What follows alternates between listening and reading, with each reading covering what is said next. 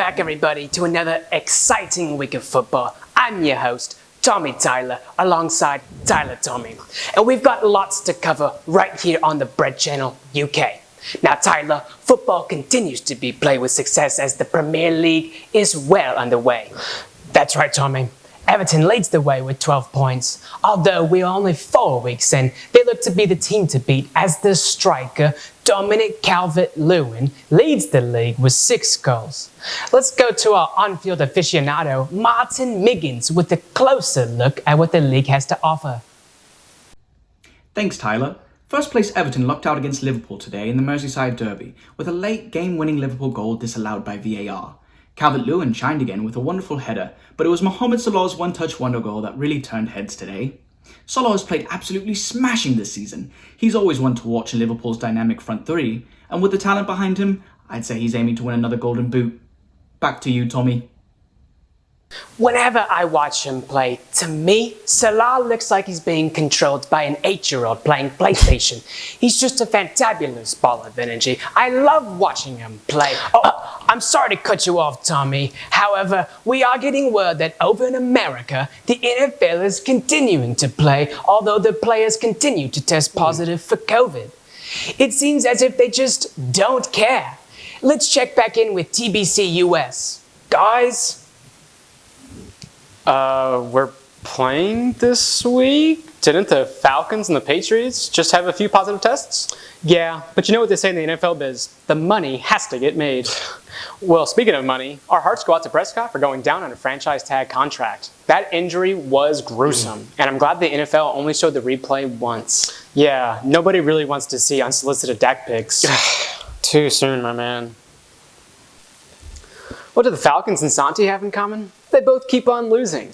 Matty manhandled Santi by handing him his worst loss of his fantasy career. That's right. I went back and checked the Love History books. She beat you by 59 points. She kicked your butt, Kerr. With all that said, Matty has earned this week's 3 claps. If you listen closely, you can still hear Lon crying from getting whatever the equivalent of getting slapped in the face is in fantasy. To all the older brothers out there, you ever shove your little brother and they start crying and you immediately go shh? Well, let's hear from someone who's been shoving people for a long time. The league's very own older brother, Tony Gonzalez. Tony, how you doing? Thanks, Tom. It's great to be here in sportscasting again. I honestly thought you guys all forgot about me. Anyways, the Family Feud looks to be a one-man show for Armando's team, as everything just seems to be clicking. It was a humbling defeat to Lon, as it was apparent that Mondo had no intention of checking his lineup nor starting a defense. That one's gotta hurt, buddy. Come on, amigo, si se puede. Winner of the Arzola Bowl, Mondo. Back to you. Brandon, after a loss like this, it's hard to bounce back. I mean, at 1-4, the season's practically lost.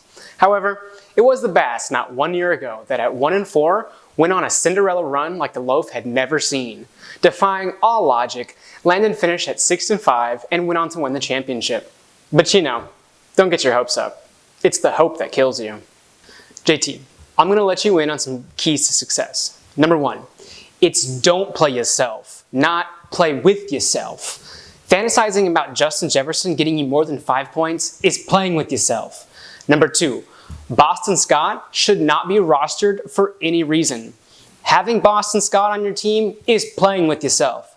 Number 3, although the Cowboys defense put up 10 points this past week, they're still ranked second to last in points. Please pick up literally any other defense. Remember success point number 1? Winner, Will. Landon stuck with the fundamentals of fantasy and it paid off nicely, while the Bills' defense looked like they forgot the fundamentals of tackling.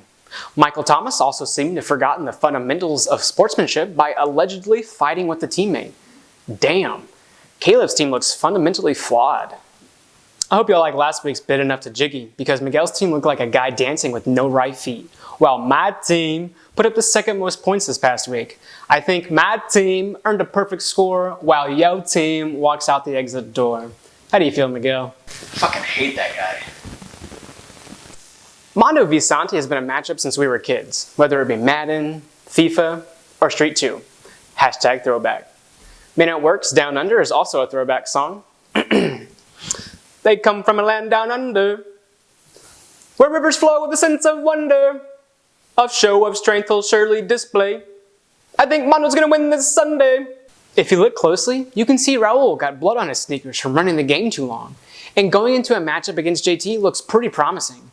I'm not sure if you've met JT before, but going off the assumption you haven't, you always gotta be careful when playing JT. We even have a league saying, check it before you wreck it.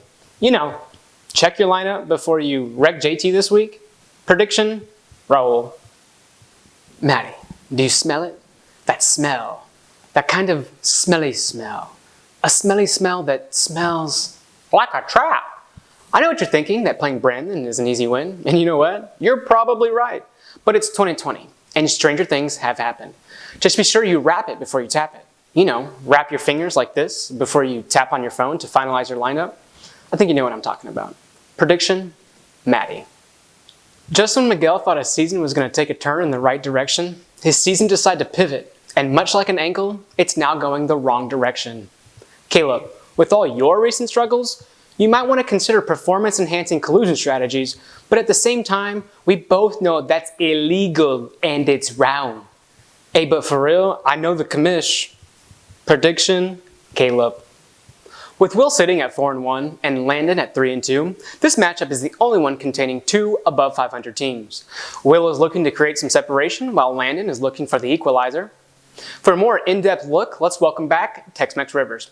How's it going, Tex? Howdy, sports lovers. Looks like you couldn't get enough of the old Tex-Mex special on the Tree Fitty. Well, it's great to be back. This week's matchup between Will and Landon should be an exciting event. The legendary Best of Bass champ has a huge loss this week with DK Metcalf out of his lineup on bye. And stand-up guy, but real sit-down player Le'Veon Bell will have to miss the first game with the Chiefs. That's really gonna cost him some points this week. So if you ask old Tex-Mex, he, unfortunately, has to side with Will. Plus, he's starting a player on a Texas team, so I like his odds. Keep it funky and keep it fresh. Back to you, Tom. That guy is a hoot to be around. Hi, Lon, you little cutie. Thanks for adding all the Fairly Odd Parents to the Plex. Just for that, I wrote you a little jingle. Your team is looking obtuse, smelly deuce, no juice, frozen soup, Barbie fake, dandruff flake, sorry cries, big mistake. Odd Lonnie, really odd Lonnie. I know you want to win this week, but just keep wishing. Prediction, Tom. Well, Tom, it was great having you back today. You look good. Back at you, my man. Well, it's about time we hit the old dusty trail. We'll see you all next week right here on the Bread Channel.